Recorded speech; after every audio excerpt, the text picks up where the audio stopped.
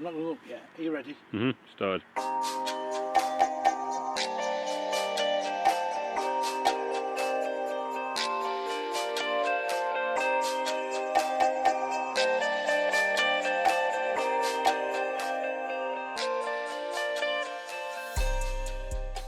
Well, hi.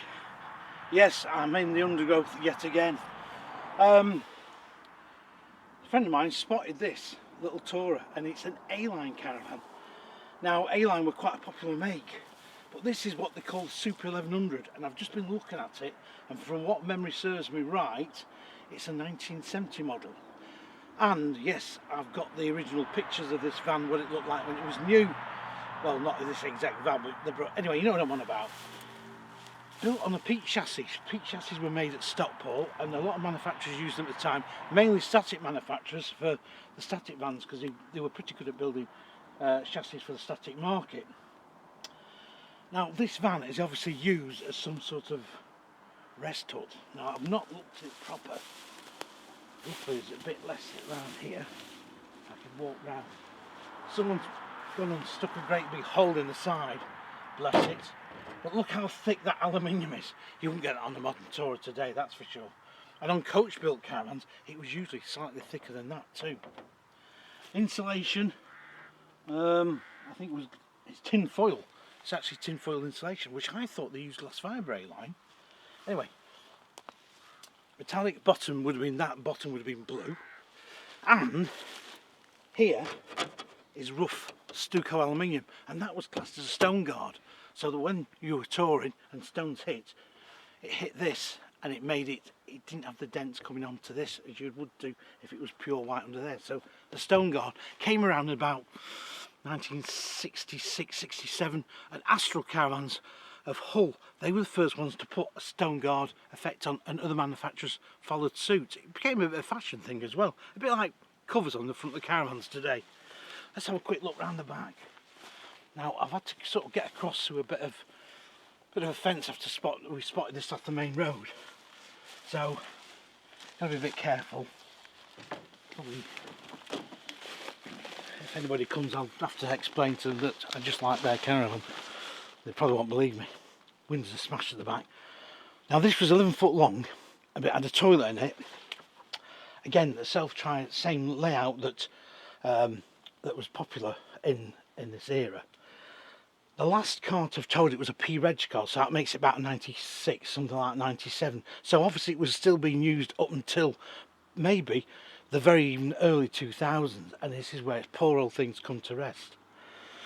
It's obviously got very overgrown at the back here. It's a shame the windows are smashed and what have you. But I'm going to take you in because I'm going to explain to you exactly what the layout would have been. Because these sort of layouts, it's a shame we don't do something like this down. But let's go and have a look inside. Now, judging by it, someone's taken all the furniture out, which is a bit of a downer, but anyway, I'll explain. Right, I'm in now is what is virtually a shell left. What a shame. Bit of a remembrance of an old gas light up there. But I'll explain to the layout, and I'll show you the layout on the video after. Now, what would have been up front here would have been a single seat dinette with a table here, and at night time, these holes here are for a pole bunker crust, like a canvas plastic nylon bunk to go across.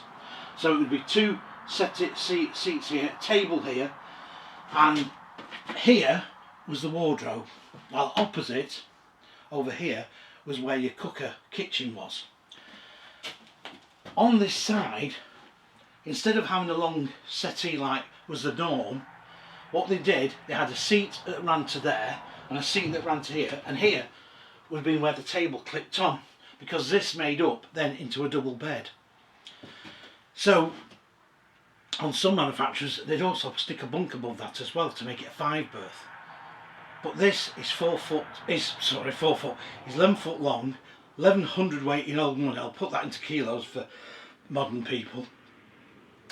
And it's such a shame because it's just been left, and what a shame it just gets dilapidated. Again, and one of these things of a classic caravan that's been really, really hammered.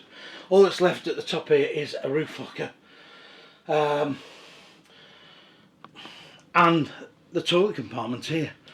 The toilet compartment literally was a little tiny room that you'd stuck your Elsan loo in there, no cassettes or anything, and it had a door on here which again doubled up, which would take in this area. You kept that door shut so you made your washroom big, well, your loo room bigger. There was no facilities for washing. Now I've just looked at the insulation before, just on that video as it came outside, it is actually tin foil, and that was quite a common thing to have. So there you go, there's your tin foil. Used tin foil a lot in the 50s, in the 60s, and people like Royale used it into the 70s. They were a luxury manufacturer, but most manufacturers by this time, especially like A-Line, had gone on to actually use glass fibre. Now A-Line Caravans, very quick history here for you, started life in about 1964 out in Otteringham, over on the outskirts of Hull, and they were called Alpine Coachcraft. Alpine Coachcraft was, the name was dropped. I don't know if it was anything to do with Sprite with their Alpine model name. Could have been, not sure, but I doubt it.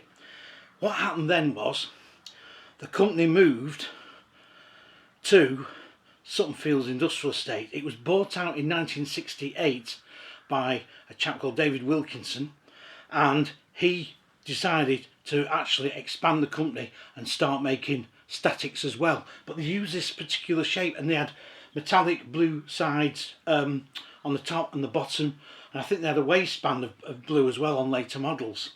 Now A-Line were a very popular manufacturer, and by 1972-73 they were one of the top big hull manufacturers. They built a big factory extension on Sutton Fields Industrial Estate, I think on Rotterdam Road if I'm not mistaken, and they produced motorhomes. They started producing motorhomes around about 1976. They also built a lot of these for export, especially for the Dutch market.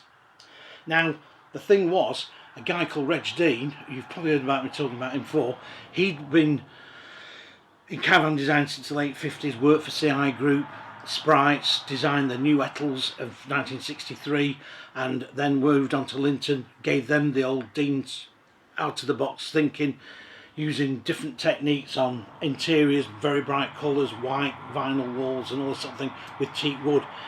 Today it sounds a bit sickly, but then it was the height of fashion. He then went on to ABI caravans and hop, skip and a jump up the road down to A-Line caravans and redesigned their caravans for them. They started producing Adventura motorhomes.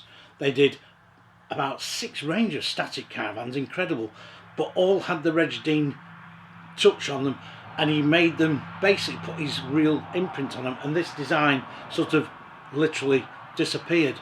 Now A-Line unfortunately went into liquidation around about 1980-81.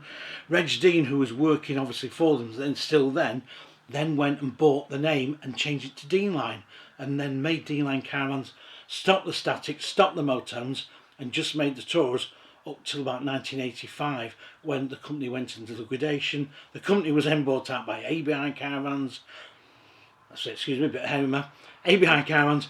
ABI really wanted Reg Dean back, and he got involved with redesigning the ABI range, but also the Dean Line range, literally they dropped the Dean Line name and called them Crowns, which was the model name, produced a few up at Eldis and called them Eldis Crowns. By 1986 they dropped the name full stop. 1994, full story back up, fast forward, and the Crown name came back again for a few years and then went. So that was a very short stint. That's how it started off, literally by Alpine Coachcraft. So this sort of van, you'd have been towing this behind something like a Morris 1100, 1300, Ford Cortina 1.3 quite happily. A family of 4 would have had these, and these were pretty popular. I can remember seeing, as a kid, seeing these on site. A-Lines were nice caravans. Mum and Dad even had a look at them. Watch me head on here. But it's gone beyond restoration. I think we can remove that one. But finding something like this, I just love looking at things like this, and I can say I can remember these when these were new. Right, I'm going to say goodbye. As I say, I'll put some photographs up of what these look like when they were new, and I hope you enjoy the video. And I better get a move on because, well, I had to climb a bit of a fence to get in, and although I'm not doing any harm, I'm still on somebody's property, and although most people won't mind, you just don't want to really push it.